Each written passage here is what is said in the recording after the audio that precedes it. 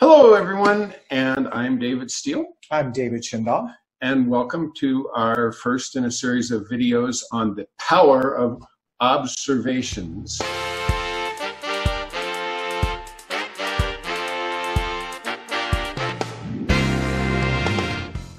You will need a pen and paper if you want to do the exercise that will follow us talking. And I think we're going to start each video with a quote that sets the tone. Between stimulus and response, there is space. In that space is our power to choose our response. In our response lies our growth and our freedom. Viktor Frankl. And for those of you who don't know, Viktor Frankl wrote Man's Search for Meaning. He was a survivor of Auschwitz and was credited with helping a lot of other people survive also. So he has thought very deeply about this. David, you have any comments? Just as part of my practice, I really love committing these quotes to memory and saying them to myself often, and beginning the day with them, and just to remind myself that I'm always at choice, and that choice about where I focus my attention. And that is just one of those foundational kind of, principles of power, really. And so I just love this quote. And I think if we truly kind of live this, we really empower ourselves. Well, for me, and part of the reason I like this quote is when Viktor talks about creating space. What does that mean? And for me, it means not activating the stimulus response patterns that are embedded in the base of our spine and the lower, what would be called the reptilian levels of the brain, but creating a little bit of a pause so we can make a conscious decision. And when we can make a conscious decision, then we are exercising freedom. We're exercising some control over our environment. So one of the things about human beings is the way we describe events determines what our brains pay attention to, what we notice. So have you ever had a grumpy day and you notice all kinds of things are going wrong and what's really messed up with the world, and then you have another day where you're feeling all effervescent and joyful, and you see the beauty in the world? That beauty and that what's wrong are there at any point for us to be aware of. So how we choose what we're aware of and bring that into consciousness, that brings us freedom. And literally it shifts our perception and we step into a different world. So that's what that quote means to me. Any thoughts, David? Wow. I'm just really enjoying how you described that, about how our language can really kind of shape our perceptions and guide our perceptions. That is a really powerful tool. It is a way of, language does kind of shape and kind of open us to perceptions, or it can close us down and keep us kind of in a static, kind of stuck way. So I'm just really enjoying how we can create a stuck life or a free life, and love that. And to me, where observations come in and why observations are so powerful and why I say they make the space is because it really brings us into engagement with our senses and helps pull us out of imagination so that we can be more alert to exactly what's happening in the world around us. Because when we're in imagination, often that's where the stimulus response patterns resonate. And, we start to say, oh, someone's a jerk. And then all of a sudden we're seeing all this evidence about them being a jerk. And if I go into an observational state, I might see that this person slammed their groceries angrily on the counter in the checkout stand. And so if I'm observational, I'm like, wow, that was really loud to put the way he put his groceries there. I wonder if he's having a bad day. I wonder what's up. Maybe he didn't find what he needed, or maybe he's shopping for someone that he really doesn't want to and he's grumpy about it. I become curious. And rather than just go into, oh, what an inconsiderate person. So to me, that's how it creates the space. And then I live in this, I don't have to carry that burden of, oh, another inconsiderate person in the world. Yeah, and the word that comes from me as you're talking, David, is openness. I think that's like a real essential quality of how we observe. That I'm open that this is my perception. This is the way I'm seeing things, and that you not only might be seeing things differently, I believe you definitely are seeing things differently than I am, given your history and Right. What's important to you. And so that's what came up for me. And yeah, so I have one more thought, and then I'd love to hear some of your pontification. So my other thought is that power of where we direct our awareness. So Viktor Frankl writes about how when he was imprisoned in these desperate situations, he could look into this broth that was this kind of like thin, watery substitute for food that they called soup. And he would see skeletons of fish, like fish heads, floating in the soup.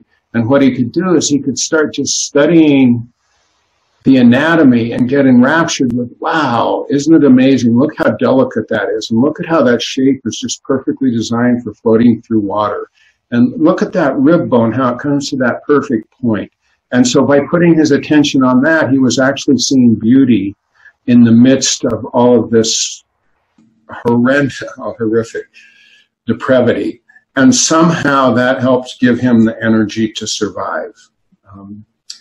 So that's, to me, an example that hopefully none of us will have to learn firsthand, but that's an example of how he was able to shift attention and awareness in very dire conditions. I love that example of sensing freshly what is there. And one of the quotes from Eckhart Tolle that I really like is that once you think you know something completely is the moment you have lost connection. And that story that you just told kind of reminds me of that. And just the wonder that is available when we step into this place of not knowing and curiosity. And it also brings to mind kind of an anecdote from my Montessori days when I was in Montessori training to become a Montessori teacher. Yay, teachers! Oh, thank you for being a teacher. You're welcome. I do. I love teachers. It's such a noble calling to me. Anyway. Yeah. So during this training, one of our kind of practices before we were entrusted to care for children, they entrusted us with limes to care for as kind of can you observe this and make observations. So every day we would have 20 minutes to journal and observe things about this lime. And on any other day you would just say it's a lime, it's yummy, I put it in my drinks and done. But actually sitting down and seeing day after day the very small changes that would happen, that the little dimples would or a lighter shade of green, and you could sense the weight changing and the smell, everything about it. And you actually, I know people who still have their limes. They became kind of attached to their limes. But in the Montessori circles, we kind of have a saying of, if the child is a new lime every day. And that if a lime changes that much every day, just think of a human being. And just kind of keeps us open to, really using language that matches reality. That when we describe things, it's very much, at this time, in this context, how are things? That's instead of saying a static kind of label. which kind of really limits our perceptions, and which is directly correlated to limiting possibilities. So if I think a child is a certain way, I really limit what's possible with that child. And if I notice that, like, wow, with the music teacher, he acts pretty differently. Isn't that interesting? Wonder why that is. And you can start to notice things that you didn't notice before. So I'm guessing that exercise was really a training in not looking at that line through your imagination and the image you held through yesterday's eyes, but to just really see it in the present moment. Because we often do that. We think we know what something is. We carry a definition, a conception, an image from the past, and we just superimpose it because it's quick, simple, efficient. Exactly, yeah. And that serves a purpose. And it does serve a purpose. And it also creates a barrier between us and what's happening right now, because we're interacting with our own imagination more than the physical world in front of us. Exactly. Yeah. I have a kind of another funny one that just happened today. So I've been for 3 months, I went to the car wash, and the thing was dirty, and it splattered the stuff on my window. It was like this, some kind of industrial goop, and it wouldn't come off. I was like, oh my God, I made my car dirtier, right? And then today, my wife texted me and said, because she was driving my car. So she said, that stuff is on the inside of your window. I was like, you're kidding me. Oh my God. I'm so pissed off. So I think what happened was that the thing actually cleaned my window, and I was aware of the stuff that was on the inside of the window. So I just love things like that, because it just reminds me over and over and over again how, our perceptions, we just have to really take them a little bit lightly and be open to them being different. Oh, and not only that, being able to laugh instead of be embarrassed. Right. That's great. She sent me lots of little memes. It's like, I am judging you, and all sorts of things. It was just it sounds like she was having a lot of fun. Yes, being very playful. Yes. Well, shall we go on to the exercise? Yes, let's do. So everyone get ready and just make yourself comfortable in your chair or pillow or on bed, whatever you're on. Just make your body comfortable. Take a couple of deep breaths. And we are going to take some turns saying some phrases, and just notice how those phrases land in you. And listen to them with a spirit of openness, just to see what happens. Okay, so we're going to read each sentence 2 times so you can really feel it in your body. That is impossible. That seems impossible. That is impossible. That seems impossible. You never listened to me. During our last conversation, you began speaking before I finished. You never listened to me. During our last conversation, you began speaking before I finished. Those people should wake up and be more aware. Why would someone behave in that way? Those people should wake up and be more aware. Why would someone behave in that way? I can't do this. I can't do this yet. I can't do this. I can't do this yet.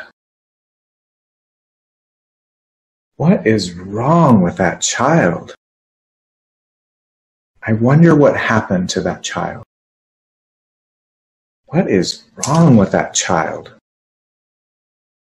I wonder what happened to that child. And now gently bring your awareness back to the room.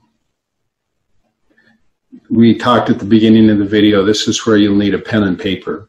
We're going to have some questions for you to answer. We'll put the questions on the screen, and we invite you to pause the video as you need to, so you can really sit and process these questions. And also, if you want to write comments about how this exercise impacted you below the video in the comments section, we would love to get some conversation going around this. And here are the questions we're going to ask you to reflect on. What did you notice as you listened to the phrases? What phrases did you resonate with? Were there phrases that you found unsettling? Are there any phrases that you use that you might want to change?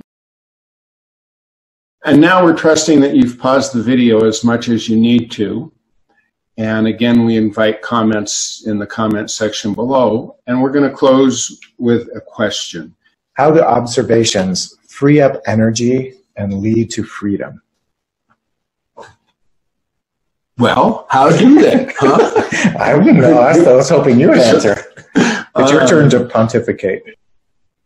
So when there's a dissonance, when we're carrying an image in our head that is not congruent with what's going on in our physical experience because we're not paying attention, we're seeing that child through yesterday's eyes, and maybe their behavior doesn't make sense to us right now because we're still caught in the past.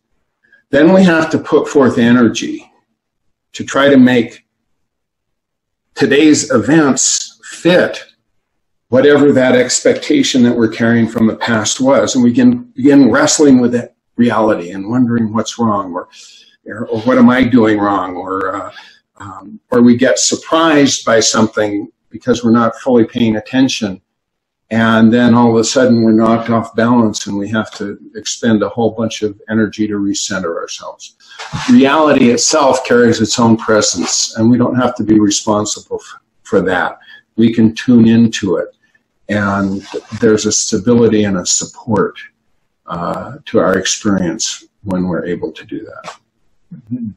I think for me, just to take that example that, about the window, that I was just so sure that there was some industrial glue on my window. And and it was interesting how even though I was scraping the window with snow and ice, it was like, babe, it doesn't come off. And I was so fixed in that way of seeing the world that it just would not occur to me that it was something else. And so I'm guessing you kind of carried like this sinking feeling like, oh man, my windshield is really screwed up. How am I going to deal with this? Do I have to replace the windshield, or do I have to just learn to live with it? Mm-hmm. And that takes energy. Exactly, it does. Yeah, and the other part of that energy thing, and I got this from reading the Untethered Soul by Peter Senge. Is that how you say his name? Singer. Okay. Michael Singer. Michael Singer. Oh, thank you. Hey, together we're better. Yeah. So I really loved what he said about just how we create things to be static, and by we kind of have an idea about them, and then if we repeat that idea enough, it starts to become a thing, as if it were real. And so for me, the freedom is this thing that you hear often about kind of letting things go so that you can actually be in the present moment. I think that's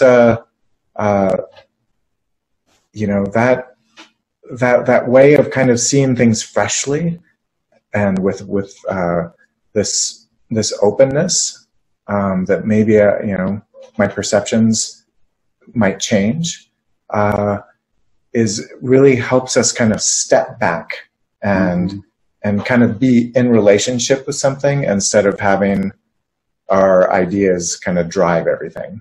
That's just kind of my way of saying the same thing you said. Yeah. When we can choose how we react to a stimulus, I think we're really free. When a stimulus, when something happens in our environment without even thinking, like bang, we're off and we're enraged or in disbelief or feeling into rebellion or whatever it is, then whatever that thing is, it has control over us. When we can be observational and just notice what's going on, and then notice how that's impacting us, and then choose how we're going to metabolize that experience, then we are exercising freedom. I have one more thing to say. Yes, I knew. I was going to ask. I was going to ask you if you had a final thought. Yeah, I was rereading Marshall Rosenberg's book Nonviolent Communication, and on the chapter on observations, and one of the words that really struck me that he said was a genuine. Like, if you have this genuine intention to connect, if you have a genuine desire to know something and be curious about it, I think that's like that, where that power of choice is for me, is in that real basic level of, I really want to understand this beautiful human being that's beside me. And like that intention is everything for me, choosing that intention. And I know that I have lots of other intentions that disconnect me from other people. Like, I want to show you how great I am. That's an intention I sometimes have. And for, all the tragic reasons I have for that. But just noticing what my intention is, and that ability to choose really affects the quality of my relationship. So, thank you very much for listening, and share this with your friends. Oh, please share with your friends, because we're out to save the world from itself, not really. But I think this is like so powerful that it really is something that benefits our culture right now. So thank you, Annie. Thank you very much. Thank you, everybody.